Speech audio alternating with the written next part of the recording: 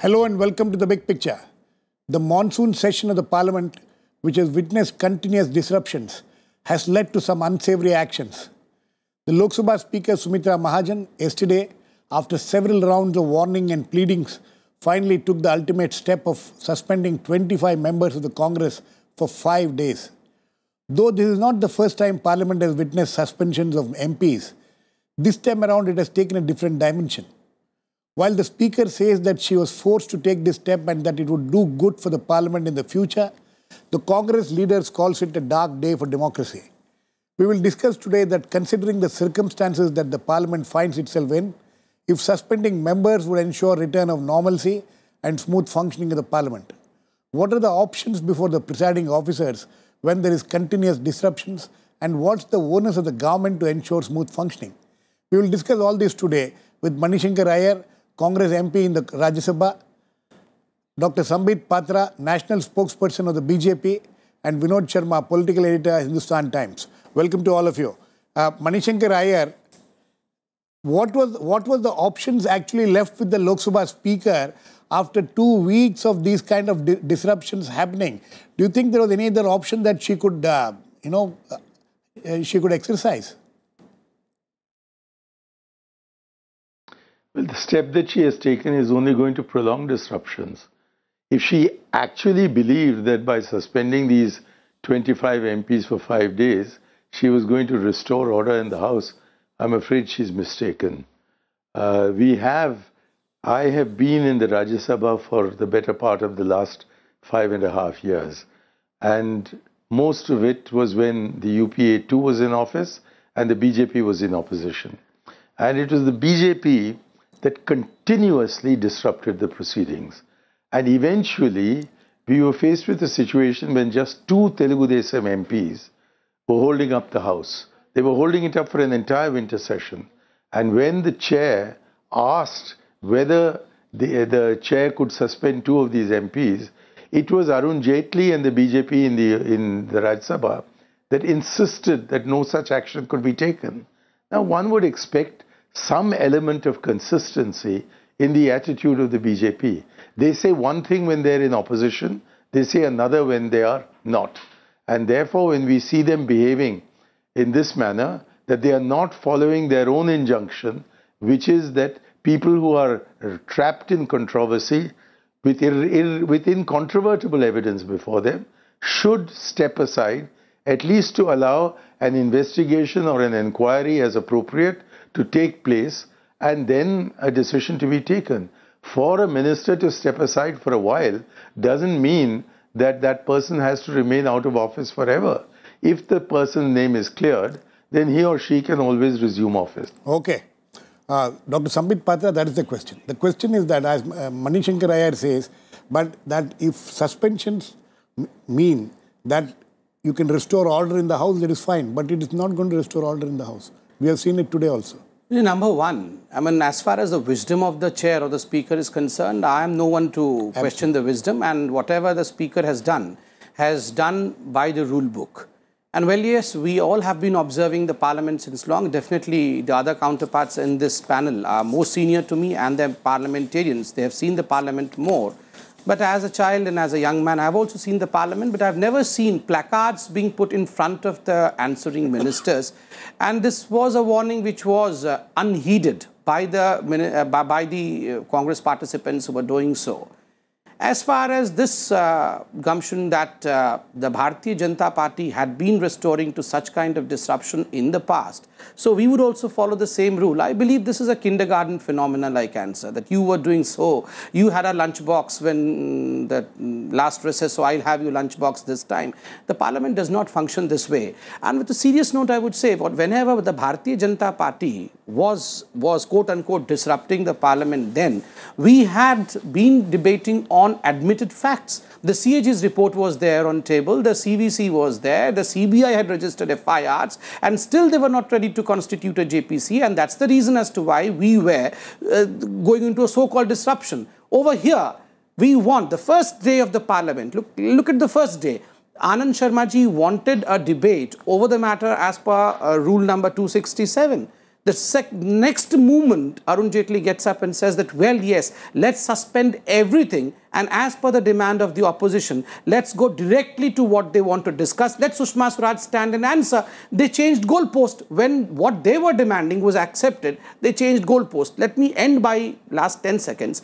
When disruption is what the aim is, then who can prevent? Who can prevent the actions? Vinod Sharma? Is that the way it should be? See, let us be clear. This is not the first time suspensions have taken place. During the UPA rule, they had to suspend their own Congress, their own members. Their own members were suspended twice. Telugu Desam members were suspended. Similar kind of situation which we witnessed there. So this is not the first time it's happening. I have a different take on this rule, which indeed is there. For instance, I'd say that, there is a death penalty in India, but it's excised in the rarest of rare cases. Similarly, there is a law of contempt, which many jurists say should be used as a shield rather than a sword. So my point is that this rule is there, but it should be seldom exercised. Now you'd ask why. My short answer to that is, taking the instant case without passing a value judgment, 27 members of parliament have been suspended for 5 days en bloc. 25. So, for 5 days, people of 25 Lok Sabha constituencies in the Lok Sabha do not have a representation. Now, this is a moral and political question which the political class of this country has to jointly address. I personally believe that this exercise of power by the Speaker will be legitimate if there are 1 or 2 members who are holding the House proceedings to ransom. I remember the case of Anand Mohan Singh, who was named by Speaker Balayogi to be marshalled out of the House. And while being marshalled out, he was agitating and even hurt himself when he had to be admitted to a hospital. And this was many years ago, and I reported that, and there was a notice of contempt by Anand Mohan Singh against me because I had written that he was found in possession of a weapon when his clothes were being changed in the hospital. Well, of course, Speaker Balayogi, I can now disclose, was himself the source of the information. Right. So there was no harm done to me. But may I say one thing? That democracy is a functional anarchy. It's there is no democracy without chaos, and there is no democracy without disruption. If I were the government of the day, I would say that I could have pinioned the Congress on the issue of a discussion on terrorism and the talks, and while terrorism was happening, why talks with Pakistan? I could have done that. And I think that the Congress was wrong when it was predicating the discussion on an intervention by the Prime Minister. My personal reading of the situation is that if a full-fledged debate happens in both houses, it is inconceivable that the Prime Minister would not participate. Exactly. If he would not participate, he would seem to be running from the issue. So there were issues on which the government could have persuaded or even placed the opposition under duress to participate. But the way they had to approach it, that was the question. And I think here, as they say, it takes 2 to tango. It has taken 2 to disruption. It's taken 2 to disruption. I think we have Pawan Verma of the JDU on the phone line because we're not getting his video right now. I think Pawan, can you hear me? Okay, I think there's still a problem there. Shankar Aiyar, Sambit Patra says that the Congress has been shifting goalposts. You started off with a particular demand and then you moved your goalpost. Hasn't that also resulted in this kind of an impasse? That why don't you, as Vinod Sharma says, start discussion, get the Prime Minister to say whatever he has to say, and then take future action.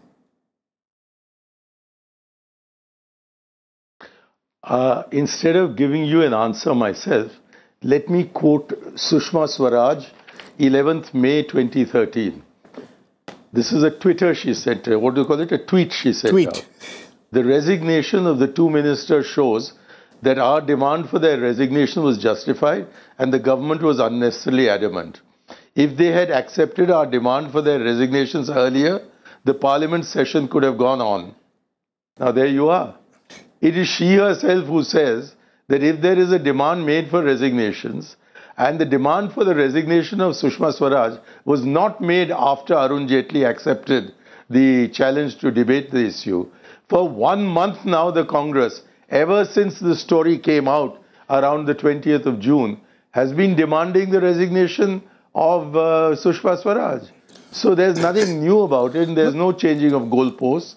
It is that Arun Jaitley was attempting to change the goalposts, and we have prevented him from doing so. No, we insist that Sushma Swaraj pay the price for her indiscretion.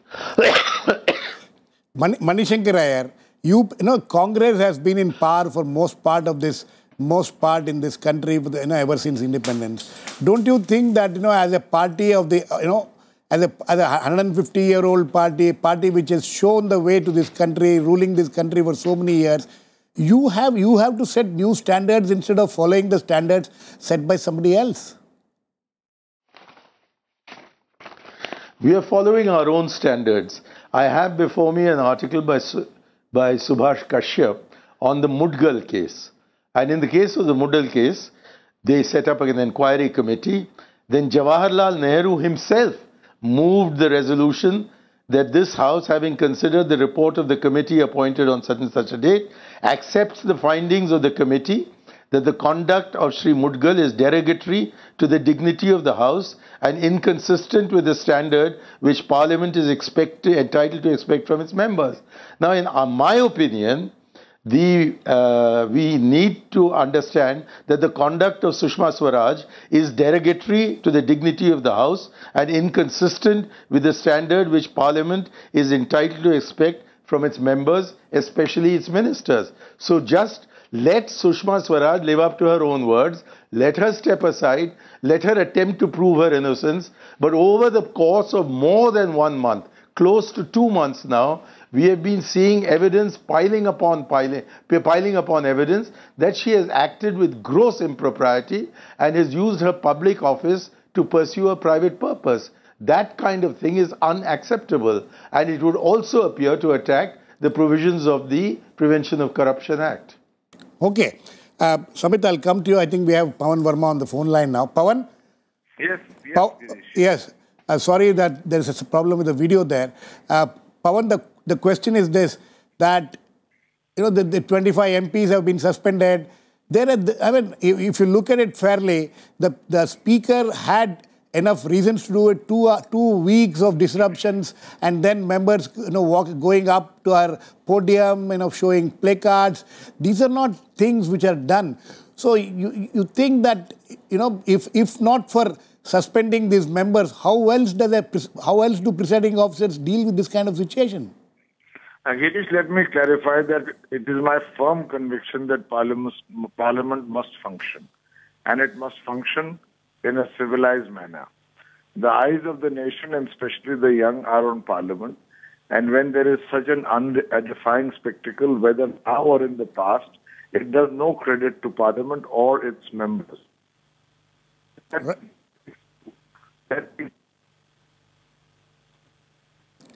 There's a problem there. I think there's a problem there. We're not getting the line properly. Pawan, I'll come back to you. Sambit, Patra. Shankar Aiyar read out what Sushma Swaraj as opposition leader said.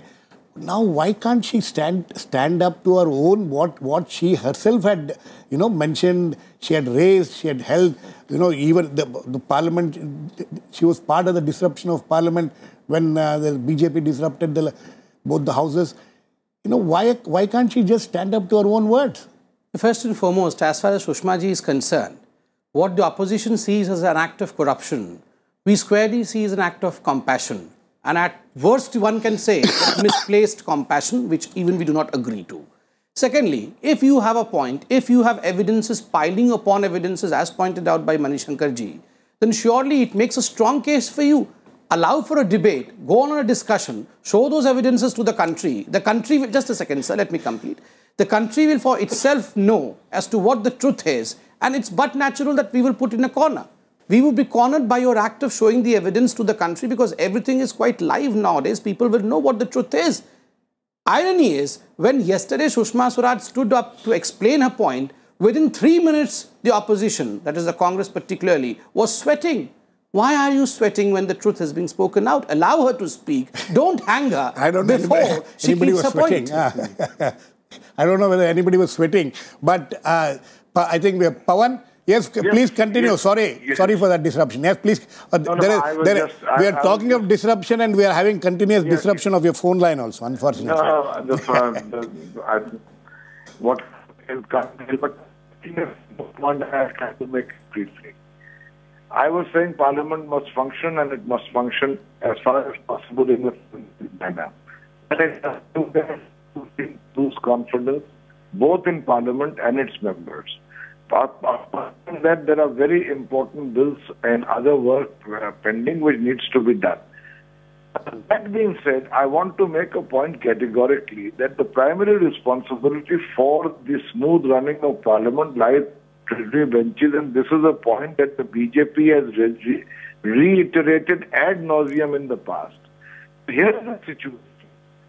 I'm not condoning behavior, but I'm saying here is the situation in Parliament and in both houses, where demand and there should be action from the government against their own ministers charged with impropriety, conflict of interest, and corruption. There has been a charge that action should be taken against them. What does the government do? The government says before a discussion can even be initiated in the House, there is not guilty that they are innocent. Secondly, Prime Minister remains a complete silence on the subject. The Prime Minister and make an Pawan, I think, I'm sorry, again, there is a problem with the audio that it needs to be fixed. You're not very audible. Sambit Patra, the point made by Vinod Sharma. Suspension of MPs. If the question is whether it's going to result in, why do you suspend MPs so that you restore order in the House? You think this will restore order in the House? One. Second thing is, he raised a very important issue. He says that constituents of 25 MPs in this country have been deprived of their representatives representing them in the House for next 5 days. No, just because certain MPs have been suspended, we should not question the wisdom of the Speaker. But since a question has been asked, number one, if we move by the premise that the constituencies are not represented in the Parliament, if their member of Parliaments are suspended, then this rule would not have been inculcated in the rule book. That the rule is present in the rule book empowers the Speaker to act in accordance. Secondly, it is not the first time that MPs in such large numbers have been suspended. 18 MPs last time from Telangana were suspended. And if I remember rightly, approximately 62 or 63 MPs were suspended way back in 1989 when the Thakkar Committee report first came in Indian Express before being tabled in the Parliament, Indiraji's assassination report, if I am right. Thirdly, and very importantly, I borrow from Mr. Vinod Sharma when he rightly pointed out that democracy is nothing but a functional anarchy. And he was saying about the chaos. Well, the saying is order in chaos. Even in chaos, there has to be order. The irony is, in the chaos that we see in the Parliament today, there is no order. You have a right to protest, but right to protest cannot be equified with right to disruption. Disruption is different from protest. Please protest. Okay. Shankar, I think he has a fair point there. Of course, nobody can stop the opposition protesting. No. Has he a fair point? No, has he a fair point? Yes, let me finish. I wish to quote. Let me finish my question. He says that, protesting is fine. Disruption is a problem. And my other question, which I was asking earlier, that what is the option before the presiding officer when somebody carries placards right up to her face and goes right into the podium? This kind of, why do you need to indulge in these kind of actions when it could be done in a more orderly fashion? I want to reply in the immortal words of Arun Jaitley. An article he wrote in The Hindu, 28th August 2012. He says if parliamentary accountability is subverted and a debate is intended to be used merely to put a lid on parliamentary accountability. This is a classic case of attempting to put a lid on parliamentary accountability. Here is this lady who has been caught in controversy for the last 1 month before Parliament started. All the evidence of her impropriety is absolutely in the public domain. We are asking her on that basis to step aside, and then we are willing to discuss it. But the government's entire purpose is to hold a debate so as to put, in the words of Arun Jaitley, to put a lid on parliamentary accountability. That is unacceptable to us. And that is why we are using the parliamentary instrument of disruption to force a discussion after her resignation. It is a technique that the BJP have adopted on numerous occasions in the past. They've also adapted it when there has been no question of resigning. In my maiden speech in the Rajya Sabha, I cracked a joke at the expense of Arun Jaitley, who had described me as a half Maoist. So I said that it is perhaps it's perhaps a compliment to be described as a half Maoist by a full-fledged fascist. And the BJP held up the house for 3 days. So, I mean, it's ludicrous of Sambit Patra to suggest that somehow we are behaving in an unprecedented manner. The fact of the matter is that when those, I mentioned this a little earlier, when those 2 Telugu Desam people in the Rajya Sabha were disrupting proceedings and the chair specifically asked the leader of the opposition, Arun Jaitley, whether he could proceed with suspending them, Arun Jaitley and all the cohort of the BJP screamed at the top of the voice that you can't suspend him. Okay. How have they changed their standards now? It is these people who are responsible for wrecking Parliament, and today they are in government, and all they have to do is ask Sushma to step aside, and tomorrow you will see Parliament functioning as very all said and done, Sambit Patra, you are getting a taste of your own medicine. I'm sure you have to agree to that first before you can take any objection to what's happening. No, absolutely not. Absolutely not. That Mr. Shankar Aiyar, my senior in politics, spoke so highly of Arun Jaitley. Let me remind him of the fact that I can well understand his frustration and his party's frustration, because after all, a chaiwala finally became a prime minister, which he did not wish to become. Anyhow, I don't want to be drawn into such kind of battle. Let's have a decent debate over here. We were not talking of chaiwala, you brought it in. No, but he talked of it. No, the important issue is what Mr. Aiyar is saying is there are evidences against Sushma Swaraj and the public knows about it, and that's the reason as to why Sushma ji should resign and the parliament should resume from tomorrow. My simple question is, where the evidences are produced, are the evidence or impropriety against Sushma Swaraj discussed on television channels or on the floor of Parliament? Is there a report? Is there a report of CAG? Sambit is there a CVC report? No, Sambit again.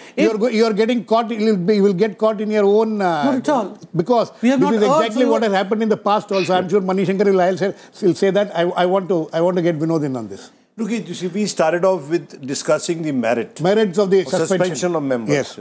And I'd stick to that. I'm not going to get into a partisan debate over Sushma, though I feel that, and I may point out to Sambit, and I pointed out to someone extremely close to Sushma ji, whom I have great regard for, that, currently there is a debate underway in the United States over Hillary Clinton having a personal email while she was Secretary of State. Now, that is the yardstick. In this country, conflict of interest is not given the kind of importance it should vis-a-vis the political class. But that apart, it applies to all. Yeah. I am on a simple issue. What I saw, I mean, there are earlier instances vis-a-vis the Telangana members of parliament, and of course, the Congress members of parliament. Sambit is right, that 89, yes. The Thakkar Commission report. And who were the people who were suspended in 89? It was the BJP people. So, may I say one thing? This kind of mass suspension of members of parliament, I call it a democratic purge. Short of, not an exact meaning of purge as we understand it in the context of China or other countries, but it is a democratic purge. And you know what? The parliament today was looking like the Delhi Assembly. Now, Is that the way we want to run That is exactly the point. You see, the point is that, no. And when the Women's Reservation Bill was passed by Rajya Sabha, and in the Lok Sabha, Sushma ji herself said that she would not like the bill to be introduced or considered, even if one person is marshalled out of the House. Now, I think at that point in time, Sushma ji was right. But why has Sumitra ji done it? Is there any any major bill under consideration in the House today? Can you pass GST? Can you pass the land bill? Which are the major legislation you want to pass? And when you have, the majority still remaining in the Rajya Sabha of the Congress, where the chair people are not going to oblige you the way, I'm sorry to say, Sushma ji has acted. I'm not saying she's obliged anyone. She acted in her own discretion. I have full regard for the Speaker. But I disagree with her action, for the simple reason that it runs counter to the perception that the way the highest temple of democracy should function. That is the issue. As Mani Shankar Aiyar right in the beginning said, is this action going to lead to better functioning of the House? So you say that the Speaker acts independently. That is fine. We all agree to that. But as a government which knows that this kind of action may not help it in running the House smoothly, don't you think the government also has some responsibility to ensure that some kind of a solution is found instead of suspending No, definitely members? the government has responsibility, and in fact in a democracy it is the responsibility of the government to see to it that the parliament functions. And as a famous saying goes in the Westminster system, that the opposition should have the say, but the government should have its way. But the problem over here is what I have been stating right from the beginning, that if the opposition's sole aim is disruption, then who will see to it that work starts taking place in Parliament? Okay. And it is quite clear, I'll tell you very frankly, the Congress also today knows that if the GST is passed and the country's GDP moves ahead by 2 to 3%, then the GDP of Congress would be reduced by 2 to 3%. And that's the reason as to why they don't want to see that. We don't want to go to such extent. When the GDP this is the go truth. Up, that is not. This that is is the not perception that the people can understand. Just let us not get into rhetoric on this. In the previous Lok Sabha somewhere. Quickly, in the previous Lok Sabha, I saw no cogent reason for which the BJP was blocking the accord with Bangladesh. For what reason? But they blocked it because, this is what political parties do. They do certain things to deny each other credit. Mani Shankar Aiyar, very quick last words to you. Now that this has happened, you think that the Congress and the government can sit together, the opposition parties and the government can sit together and work out something and ensure smoother functioning of the House? Or you think that this session is going to be a washout the way it has been so far? We sat together with them yesterday and the Prime Minister insulted everybody by not turning up. Rajnath Singh says that the NDA is not the UPA. What does he mean? What does he mean except that they will adamantly refuse to allow the resignation of their people after they are charged with the kind of charges that there are against Shivraj Singh Chauhan, against Vasundhara Raje, and of course, more germanely for our House, against Sushma Swaraj?